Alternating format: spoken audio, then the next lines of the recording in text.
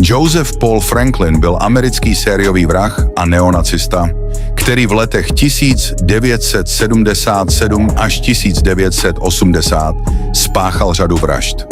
Ve svých vražedných útocích se zaměřoval zejména na mezirasové páry.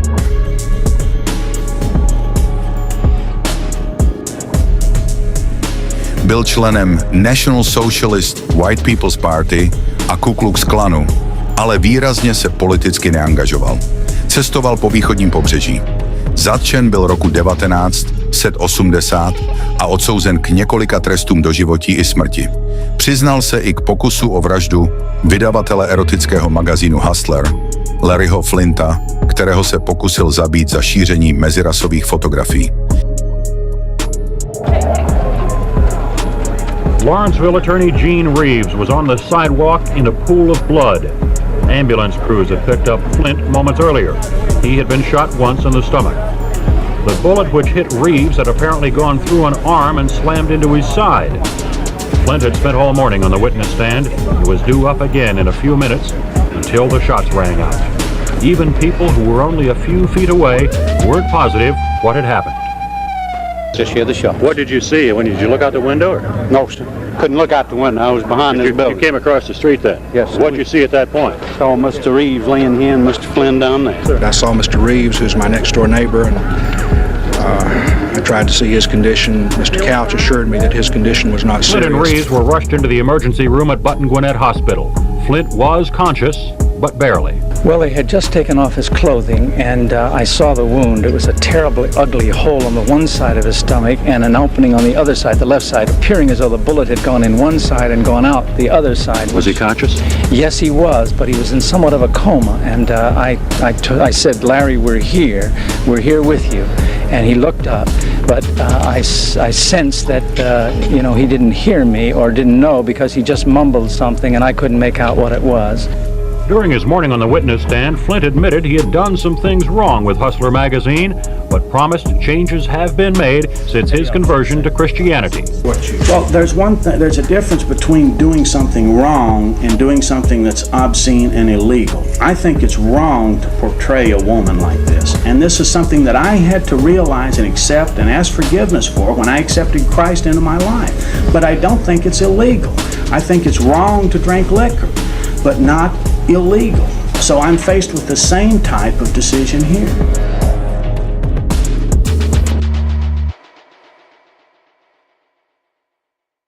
Stejně tak se hlásí k pokusu o atentát na černošského aktivistu Vernona Jordana, ale za něj nebyl nikdy odsouzen.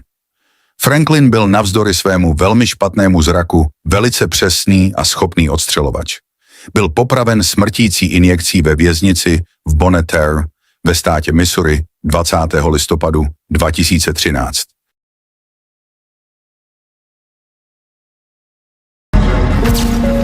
By way of background, I'm a retired FBI agent after about 28 years as an agent. Oh yeah? And but you learned a lot during that 28 years. Huh? A lot. And actually the last 15 years I've spent back in the FBI's profiling unit. Yeah. And we're located at the FBI Academy. And most recently, my area of expertise was in the serial killer unit. Well, I don't claim to be a serial killer, though. Okay, and I want to talk to you about that. I don't put myself in that category. You know? Okay. Can you tell me what your idea of a serial killer is? Well, I've read in the news the definition in the newspaper, you know. Sure. And it says that somebody who commits various killings with cooling off periods in between. Tell me why you don't fit into that definition of a serial killer. Let's say Ted Bundy, who was out when you were out. I don't feel like I have anything in common with the dude, you know. I'm just a completely different type of person, you know. A lot of these other criminals, you know, these serial killers, they were just into one thing, strangling women and stuff like that. See, they've been trying to associate me with the scumbags like Ted Bundy who are killing innocent women, you know. and take everything political away from my case. Over and over again, you would hear on the newscast, serial killer this, serial killer that, to try to incite hatred against people like me, you know. I wasn't out for my own pleasure. I was motivated by love of the white race. This first case in Madison, Wisconsin was kind of an unplanned thing. What put you in that parking lot that day of the shooting? Well, I was driving around and I saw a couple of young girls standing at a bus stop. I pulled over and picked them up. I would often do that. I would just pull over and see a couple of broads waiting at a bus stop and offer them a ride. They said, "Are they going to this mall?" So I gave them a ride to that mall. And a pretty tall black dude, about 6'2", was sitting in the car with a white girl. And I beeped at him because he was driving too slow. He then began traveling about 5 miles an hour just to aggravate me, you know. So I sat on the horn then, you know. Real loud. So he stopped his car in front of me, got out of the car and began walking toward me. He had this real scowl on his face at first, you know, walking toward me. So without even thinking, I just reached down there with my right hand and whipped out my .357 Magnum with a 6-inch barrel. And then when he saw the gun, the scowl turned into surprise, you know. And then, he just closed his eye like that, just keeled over. That was a very risky thing for you to do. Yeah. There you were in a shopping center, and right it was there, daylight, and there was a whole bunch of people, broad whole bunch of daylight. people. Why did you shoot the woman in the car? I figured, well, I'm against interracial couples. She was one half of an interracial couple, you know. I thought, well, I might as well get both of them because I'm going to probably get caught for this. So I shot her and sped out of the parking lot. Man, I was burning rubber, man, you know, trying to get out of there. And luckily, there was a whole bunch of lights all in front of this mall, you know, and every single one of them turned green for me. I got on the interstate and took off and got out of Madison, Wisconsin. It's pretty amazing that that's the first time that you committed murder. Mm-hmm. That's a pretty cold-blooded thing to do to a complete stranger. What were you feeling at the time you pulled that trigger? Fear, you know. I figured if I get into a fight with that guy, I'll be arrested for all this bank money I got in the trunk. I just hit the bank in Columbus a few days earlier, you know. I don't know, I guess it's kind of like, you know, you see this stuff going on TV a lot, you know, and it seems to desensitize you. Maybe that was it. You became, for a brief time, a member of the American Nazi Party, and I mean, even the Ku Klux Klan. I was involved with the party, and then that was in 1973. Then, you weren't a member very long. Just a year for that one, yeah. I didn't stick with any of them. A lot of them were just filled with FBI informants and people just, you know, always trying to get information from you. But how did these groups think about you? I mean, you weren't there for a very long time. Were they too conservative for you? They were mostly weren't doing anything, you know. Most of them were into talking. That's what the average Klansman and average Nazi, you know, they're all talk, and that's it. And what were you into? I was into action, you know, doing things, you know. I wanted to get, you know, actually do something. So you became kind of a loner. Yeah. You got to be, because you can't trust anybody. Being a sniper is a very unusual type of serial killer. You choose the place that you're going to shoot. You're kind of off, so it minimizes any contact whatsoever with people you're going to shoot. And I'm wondering, what is it like when you're laying there getting ready to have a person walk in front of your sights? The way people will sit down there and wait for wild game, I guess. I guess it's the same, you know, hunters who, you know, find a tree stand or something, you know. It's a similar situation, I guess. Just sit there and wait until the target appears and shoot. I would just stake out an area, find a good place to hide, you know, bushes or just a vacant yard, as long as it was dark, you know. And I knew that I could see them, but they couldn't see me. You go over everything, every little step you'll take, so that when you do get all your adrenaline going, you can just follow the plan that you already had in mind. You don't have to worry about getting so scared that you can't even move, you know. Did you feel like you were actually hunting human beings? Well, I was. You wouldn't call that hunting them? I would. Hunting them and shooting them. Well, you know, a lot of people in the military do the same thing all the time. Kill people they don't even know. Some of the heroes of this country were the same way, you know, but they killed the enemy soldiers, so they're not looked down, despised by the society, whereas people like me are. Some people are just born homicidal, is what I'm saying, and believe it or not, you'll find a lot of people in the Bible who fit into that category, who are prophets of God. Look at all the Philistines Samson killed. So what did you decide to do in 1980? Well, just to keep doing a whole lot more of them so they could not ignore it, you know. All the law enforcement officers knew all about it, but they wouldn't tell the media that it was a national thing. I guess they figured until we catch the guy, we're not going to give him any kind of national publicity. That had to be frustrating. Yeah, it was kind of frustrating, but that just made me want to do even more, you know. That's why I wanted to shoot Jesse Jackson the most, you know. That's the one I stalked up in Chicago, went to Operation Push headquarters up there. Evidently, I might have been a little too obvious because I was driving down that road one day and I looked and saw a car behind me, and I thought, it looks like that dude is following me in that car, an unmarked police car. I'm going to take the next right, and if he takes a right too, I know he's following me. So I took the next right, and sure enough, he took a right too and kept on going. I thought, somebody's tailing me here, I better get out of town, you know. So I left Chicago at that time, headed toward Indiana, and I stopped in Fort Wayne that night, and just happened to hear on the news that Vernon Jordan was speaking at the Marriott Motel at such and such time. I thought, well, if he's speaking at the motel, he's probably staying at the motel. So I called the motel up from my motel room. I said, could you tell me what room number Vernon Jordan is in, you know? She said, sir, that's against policy. I can't do that. We're not supposed to do that. Somehow I was able to convince her to give me the room number. So that's all it took. And I was able to set up an ambush outside by the interstate, you know. That's how that went down. Vernon Jordan is said to be in very serious, but at least stable condition at a Fort Wayne, Indiana hospital this morning, while local and federal officials are trying to find out who shot him and why. Was there something that triggered it, that happened to you, or what did you decide that I need to kill somebody? I was actually trying to get a race war started. That was my goal, commit enough racial incidents all over the country to get the blacks all stirred up, you know, and they would start killing whites, and then the whites would then get angry and retaliate for that, and it would go back and forth until a full-scale race war was going on. I guess if I would have been able to do it long enough, they would have had to give me national publicity. Blacks all over the country, interracial couples would be afraid to walk out on the street. I would be terrorizing the entire United States, just one man.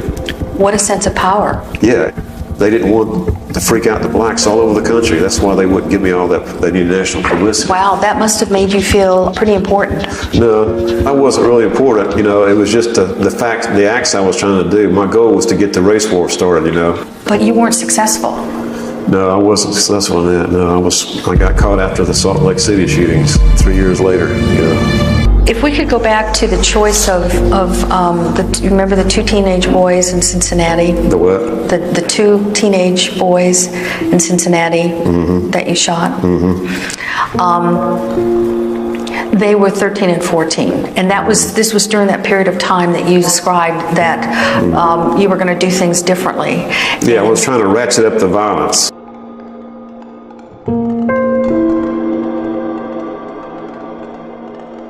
Because you had a scope on your weapon at that time, and you would have been able. Yeah, I had a scope on that little rifle. Yep. You could see that they were young. I couldn't really tell exactly how old they were. I figured they were young, but maybe just 18 or 19 years old. You know, sitting in there in the dark, you know, and seeing just their silhouettes. You know, the shadows. You know, it's kind of hard to tell how old somebody was. I had no idea they were that young. It didn't really matter to me, you know. I had no conscience as far as the blacks go, you know. You know, when you remember the Klan and you spend years around white supremacists, you begin thinking of blacks as non-human. Connie Lynch, who was a well-known Klan's leader, said, when I go out to kill rattlesnakes, I don't make any difference between little rattlesnakes and big rattlesnakes, because I know the little ones will grow up and bite me when they get big. So I looked at blacks the same way.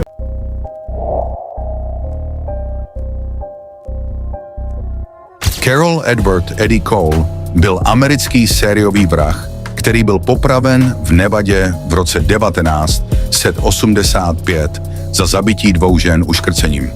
Byl také odsouzen za vraždu 3 dalších žen v Texasu a má se za to, že v letech 1947 až 1980 zavraždil až 30 dalších lidí. Ve věku 8 let se pomstil jednomu ze svých spolužáků, chlapci stejného věku jménem Duane, tím, že ho utopil v jezeře v Richmondu v Kalifornii. Úřady považovaly smrt za nehodu, dokud se k ní Cole o mnoho let později nepřiznal v autobiografii, kterou napsal ve vězení. Během tiskového rozhovoru Cole o této události řekl: Byl jsem připravený, udělal jsem mentální závazek, který jsem hodlal vyrovnat se svou matkou, a věci se jen hromadily a stavěly a staly se posedlostí. Cole celý život bojoval se svou závislostí na alkoholu a tak se v červenci 1973 oženil s barmankou Dianou Faye Younglove Paschal, která byla také alkoholička. Často se hádali a prali a Cole pravidelně chodil několik dní v kuse sám. Když byl pryč, spáchal vraždy, včetně jedné ženy, kterou údajně do určité míry kanibalizoval. V září 1979 Cole Paschala uškrtil k smrti. Podezřelý soused zavolal policii o 8 dní později, ale přestože našli Paschalovo tělo zabalené v dece a nacpané ve skříni, usoudili, že zemřela kvůli velkému pití. A Cole byl po výslechu bez obvinění propuštěn. Cole opustil San Diego a začal se znovu pohybovat. V roce 1979 se Cole setkal s Marie Cushman v baru v Las Vegas. Téhož večera šli ti dva do motelu, kde měli sex. Pak jí zabil škrcením. Po vraždě v Las Vegas se vrátil do Dallasu, kde v listopadu 1980 smrtelně uškrtil další 3 ženy. Cole byl podezřelý z druhé z těchto vražd a byl také nalezen na místě 3. vraždy. Byl zatčen a držen ve vazbě. Policie poté dospěla k závěru, že oběť pravděpodobně zemřela přirozenou smrtí a Cole měl být vyloučen jako podezřelý, než se spolu s touto vraždou přiznal i ke všem dalším vraždám. Cole tvrdil, že za předchozích 9 let zavraždil nejméně 14 žen, i když dodal, že jich mohlo být víc a přesně si to nepamatuje, protože byl obvykle opilý, když páchal své zločiny. Těsně pár hodin před jeho popravou byl uskutečněný tento rozhovor, kde se očekávalo nějaké šokující doznání k dalším zločinům. Namísto toho byl však Cole velmi skoupý na slovo a existuje předpoklad, že pár hodin před výkonem exekuce, kdy nepožádal o její odklad, byl pod vlivem uklidňujících léků.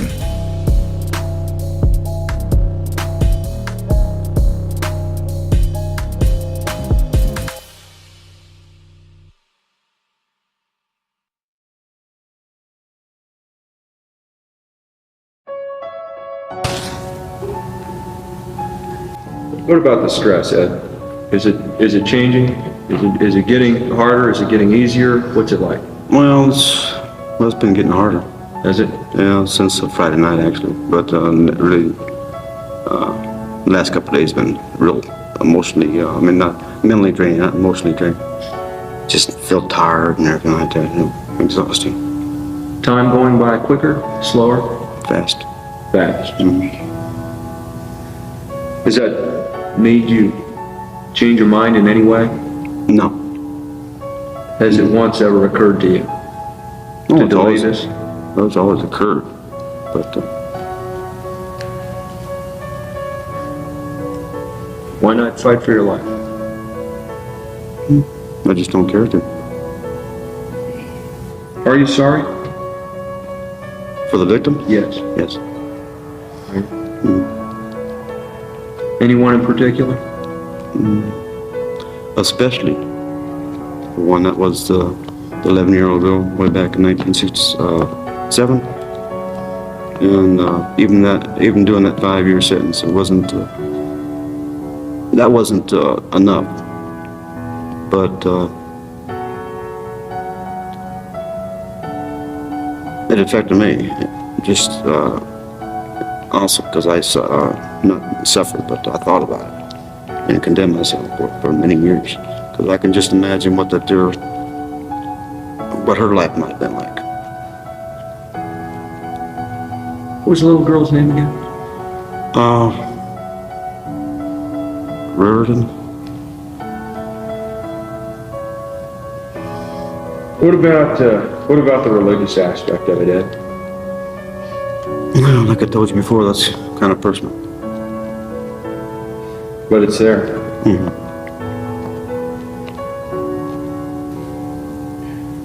When you think about this execution, are you afraid that that there might be some pain involved. After all, we don't really know. This is the first time that the state has carried out this type of execution. If I said it, but I wasn't concerned about that, I'd be lying. Because everybody wants to go the, easiest, most comfortable way. Does that enter your mind, though, that you might? It has entered my mind.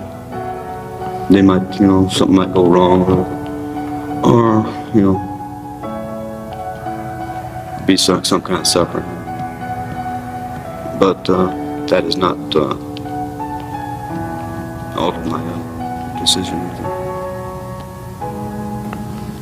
Do you deserve to die? I can't answer that question. Well, it's the ultimate question. It is the question. For what I did, yes, I think I deserve to die. Cole's execution is now less than 8 hours away. From the Nevada prison in Carson City, Mark Viero, Eyewitness News 8.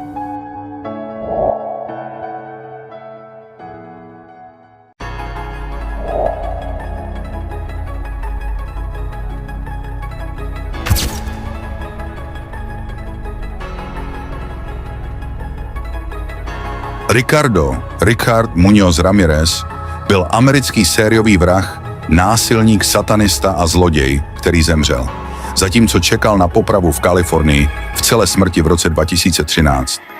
Zabil 14 lidí, z toho 11 znásilnil, dalších 5 se pokusil zabít a vyloupil 14 domů. Byl zadržen 31. srpna v roce 1985.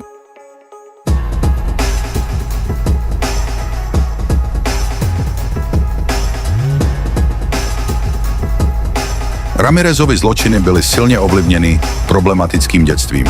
Jeho otec jej často zneužíval, došlo u něj k poškození mozku a začal užívat návykové látky ve věku 10 let. V raném a středním věku začal rozvíjet své děsivé zájmy od svého staršího bratrance, veterána z vietnamské války se schizofrenií a posttraumatickou stresovou poruchou, který se hojně chlubil válečnými zločiny, které spáchal a který zabil svou ženu přímo před Richardem střelou do hlavy, když mu bylo 15.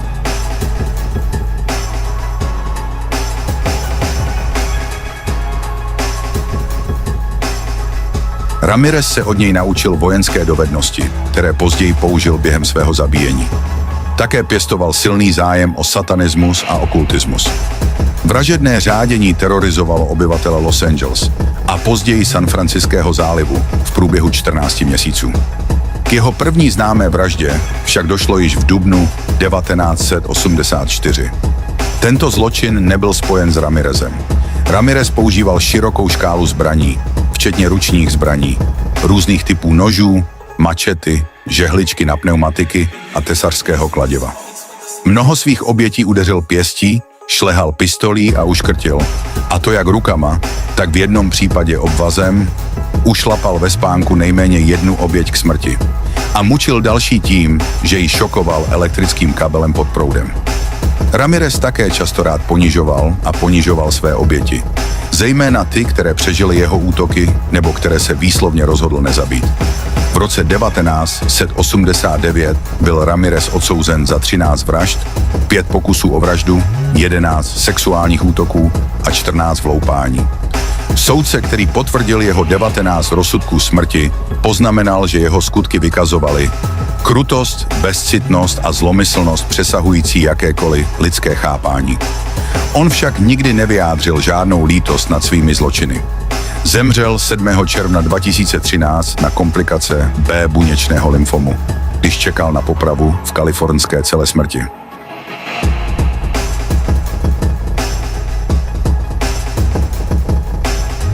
Ramirez neposkytl mnoho rozhovorů na kameru.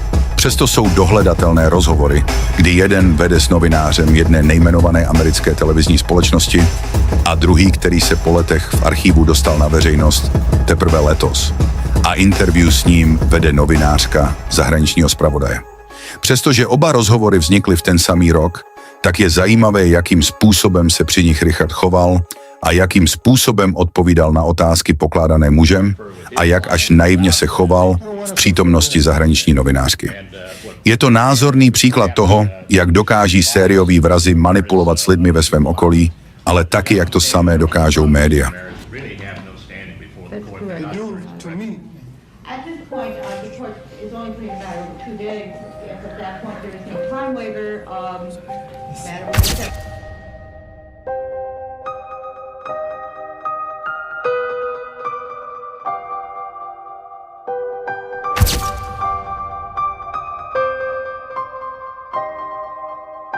Okay, Mikhail, hi. What kind of a person are you? Kind of person would I describe myself to be? I don't know. Just an ordinary person, but then again, there's Jekyll and Hyde to me. Okay, go ahead. Next question. A recipe. Poverty, drugs, child abuse, a few other things that I can't recall right now, but I believe that these things, contribute to a person's frustration and anger, and at some point in life, he explodes. Who is feelings and emotions like anger, hate, lust, and greed. Whereas if I didn't give in to them, I would be crushed by them. As far as the crimes they say I committed, I've been convicted of.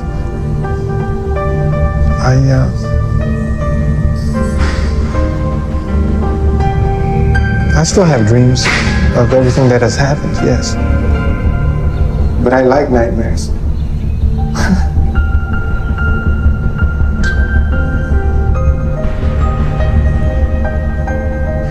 I was happy till the day I got arrested. Were you ever in love with a woman? I have been in love. When? How old were you? I was 15. I was 15. And what happened? I got sent, I was with her 3 years and I got sent to reform school. And when I came back, we lost touch and she got married and that was it. Do I associate sex with violence?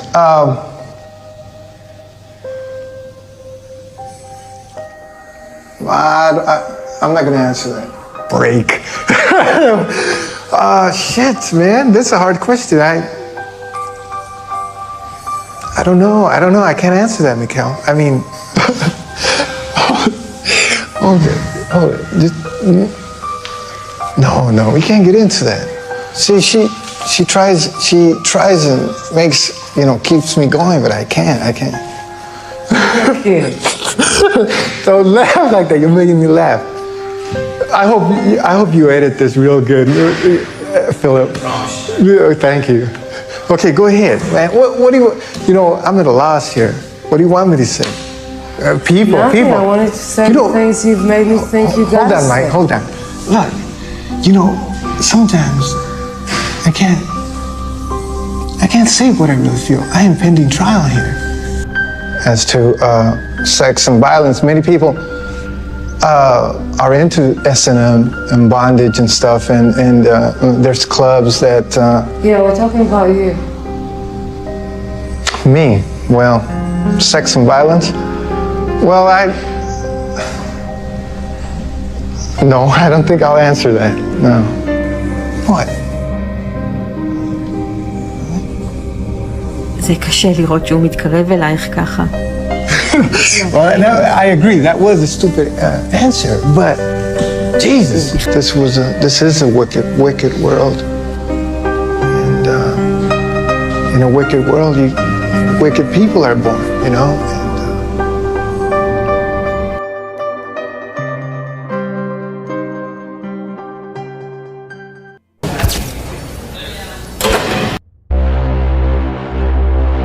What do you want the world to know about you? The world has been fed many lies about me. I have read very few truths. Who are you?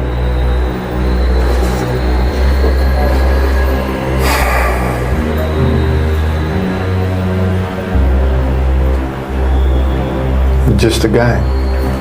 Just a guy. And that is all I care to say, really. They are open-minded people. Did you kill 13 people? It would be improper for me to comment on my LA convictions and on my pending case here in San Francisco. Why? Because of my appeals. Are you appealing these because you say you're innocent? You didn't kill 13 people? That is correct. You didn't kill 13 people? Again, it would be improper for me to comment in any regard to that question. You have now entered a very rare group of people in this country. You're in the ranks of Charlie Manson, Ted Bundy. You claim you didn't commit these murders, but you're right in there now as far as everybody else is concerned. Serial killers do on a small scale what governments do on a large one. They are a product of the times, and these are bloodthirsty times. Even psychopaths have emotions if you dig deep enough, but then again, maybe they don't. Do you have emotions, Richard? No comment. Tell me what kind of emotions you got going through you right now. I'll tell you what, I gave up on love and happiness a long time ago. Why? I don't care to explain that. Let the quote stand for itself. People in this day and age are brainwashed and programmed like a computer at being nothing more than puppets. This nation, this country is founded in violence. Violent delights tend to have violent ends. Madness is something rare in individuals, but in groups, people, and ages, it is a rule. Killing is killing, whether done for duty, profit, or fun. Men murdered themselves into this democracy. You're good at reading your script, Richard, but you're not much at answering my direct questions. You worship the devil? Have you ever studied Satanism? There are different sects of Satanism. Have you studied, just yes or no, have you studied Satanism? Yes, I have. Are you a worshiper of the devil? No comment. Come on, Richard. I can tell you a little bit about Satanism. Well, I'm interested in hearing what you got to say then. It is undefiled wisdom instead of hypocritical self-deceit. It is power without charity. A Satanist admits to being evil. Do you admit to being evil, Richard? We are all evil in some form or another. Are we not? I'm asking you the questions, my friend. Yes, I am evil. Not 100%, but I am evil. Evil has always existed. The perfect world most people seek shall never come to pass. And it's going to get worse. The great epochs of our life is when we gain the courage to rebaptize our evil qualities as being our best qualities.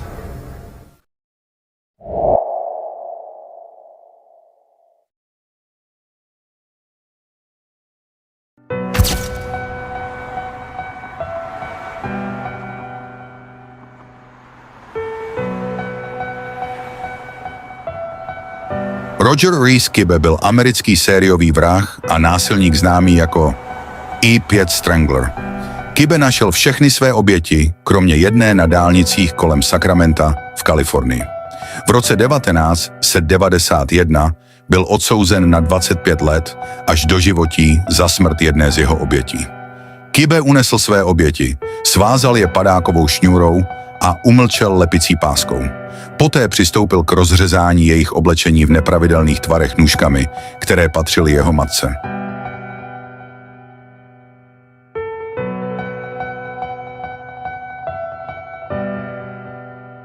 Někdy své oběti provázal padákovou šňůrou, se kterou seskakoval ve volném čase padákem. Potom je znásilnil a uškrtil k smrti. Kibbe také ostříhal většinu vlasů svých obětí a odstranil lepicí pásku, než opustí místo činu.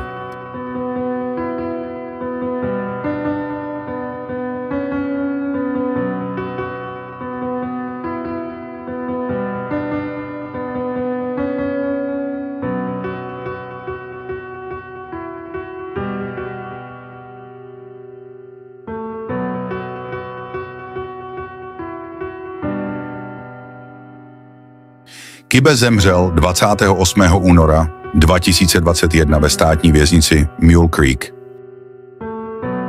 Na místě byl přítomen Jason Budrow, společník z cely, 40 let.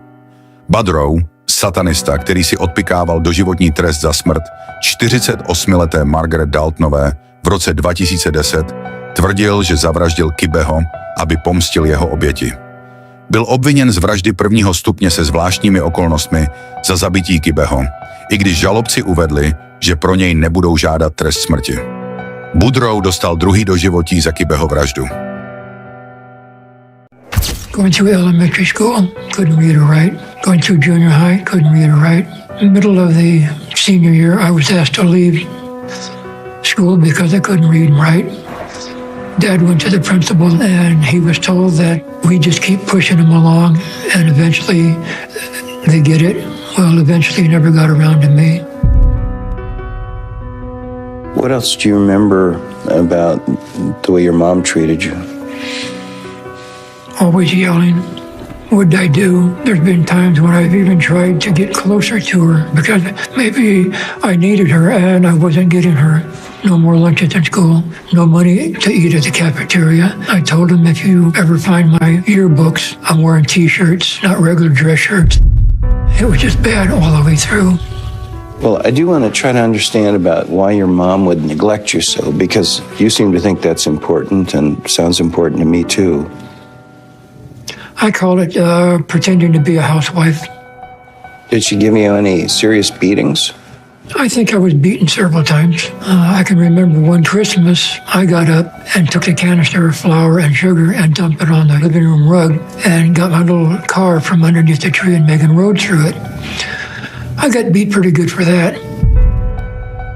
At what point in the process of taking a girl out do you know she's going to die? I haven't figured that one out yet, because I don't know why.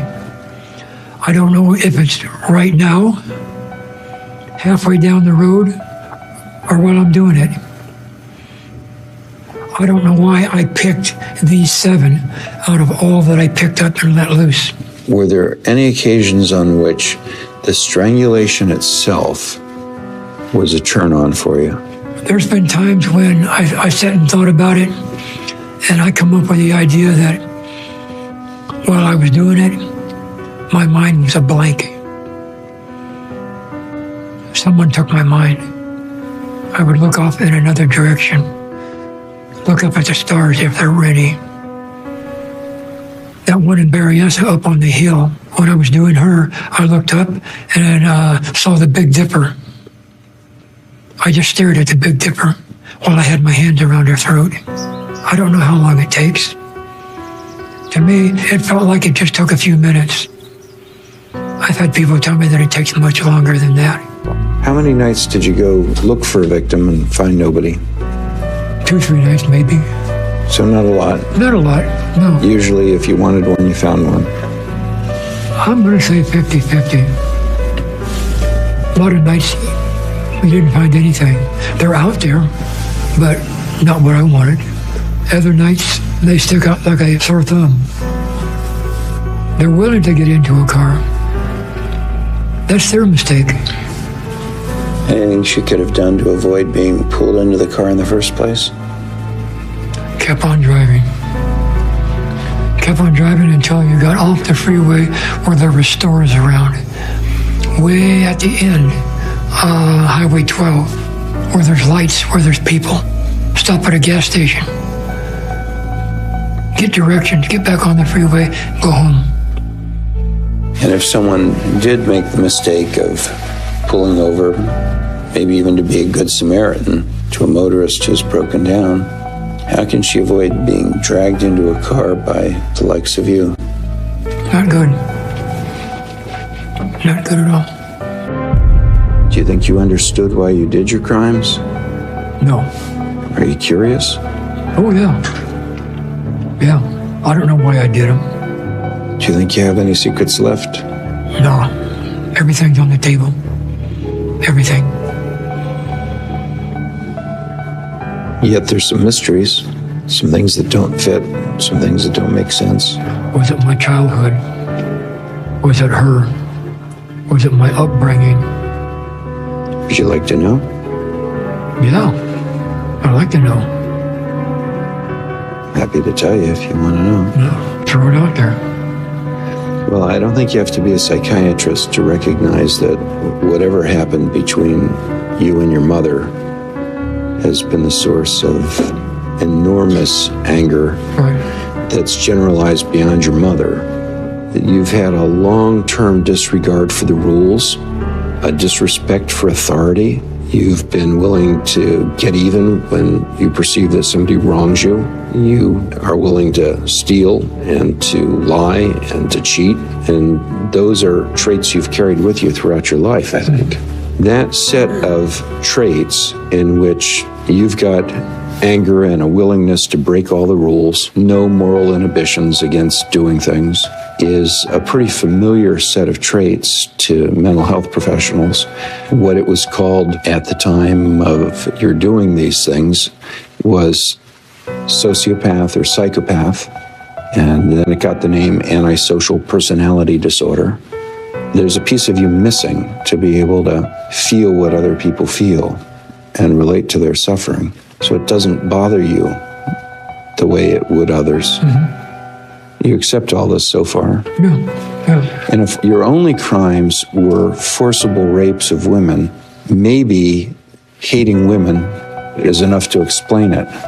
But that isn't all you did. And it is a way to get even with women, to attack them violently one after another, to convey to them that you think they're worthless, that they deserve no respect, the same way you think your mom treated you. But to go farther than that, abduct them, hold them captive, keep them under your control for a time, and then ultimately strangle them after 1 or 2 orgasms on your end, that's more than just anger toward women, isn't it? I believe so, yeah. Yeah, you're right.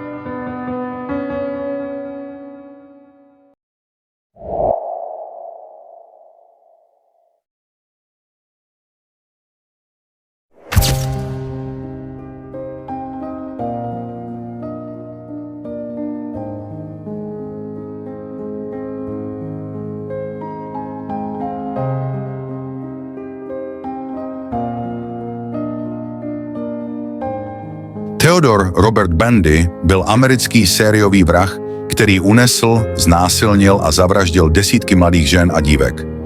Po více než 10 letech popírání se přiznal ke 30 vraždám. Celkový počet jeho obětí bude pravděpodobně vyšší.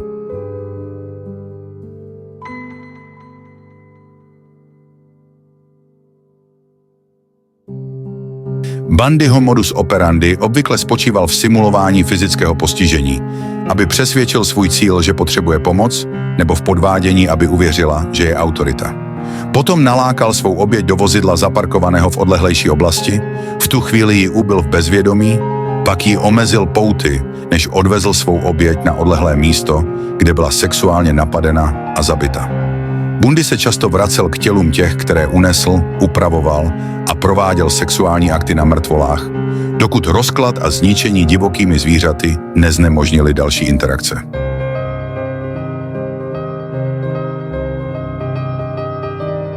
Nejméně 12 ze svých obětí usekl hlavu a jejich useknuté hlavy si nechal na památku ve svém bytě. Při několika příležitostech se Bundy v noci vloupal do domu a své oběti ve spánku bil, mrzačil, škrtil a nebo sexuálně napadal.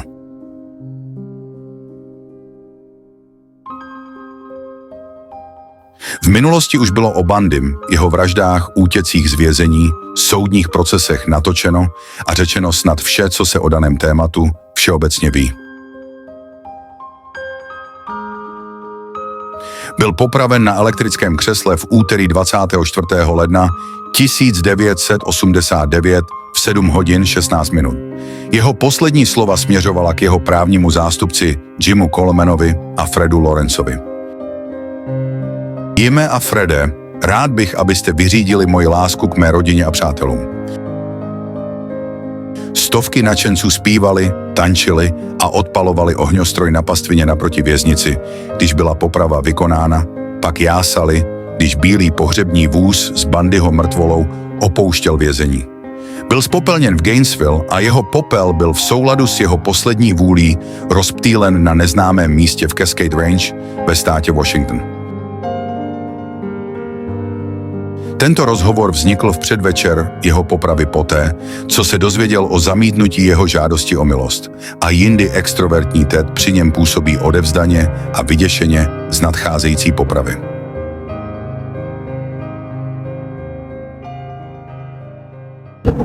What is going through your mind? What thoughts have you had in these last few days?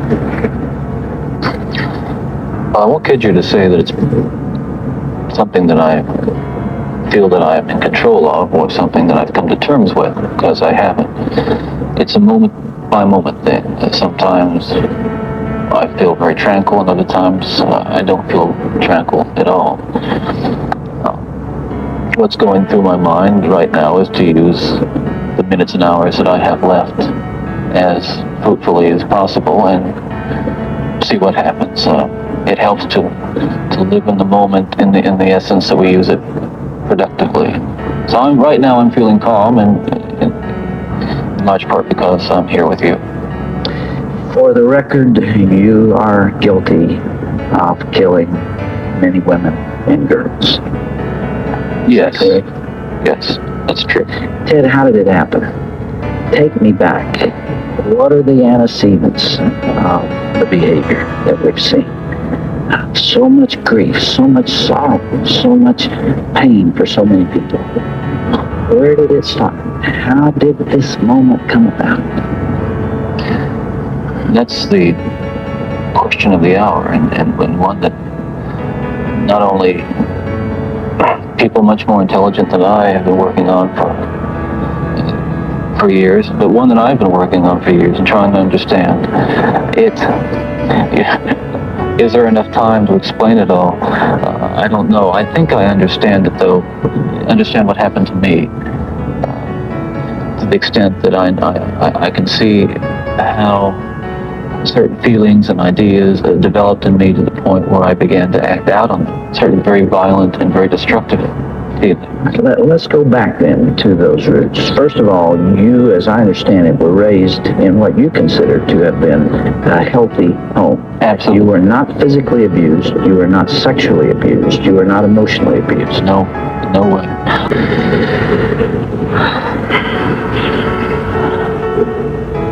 I can't begin to understand. Well, I can try, but I'm aware that I can't begin to understand the pain that the parents of these children that and these young women that I have harmed feel. And I can't restore really much to them, if anything.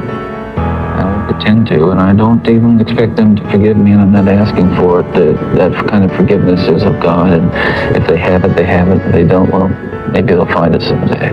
Do you deserve the punishment the state has inflicted upon you? That's a very good question. I'll answer very honestly. I don't want to die. I'm not going to kid you. I'll kid you not. I deserve certainly the most extreme punishment society has, and I think society deserves to be protected from me and from others like me. That's for sure. I think what I hope will come of our discussion is I think society deserves to be protected from itself, because as we've been talking, there are forces at loose in this country, particularly again this kind of violent pornography, where on the one hand, well-meaning, decent people will condemn behavior of a Ted Bundy while they're walking past a magazine rack full of the very kinds of things that send young kids down the road to be Ted Bundys. That's the irony. We're talking here not just about more. What I'm talking about is going beyond retribution, which is what people want with me, going beyond retribution and punishment, because there is no way in the world that killing me is going to restore those beautiful children to their parents and correct and soothe the pain.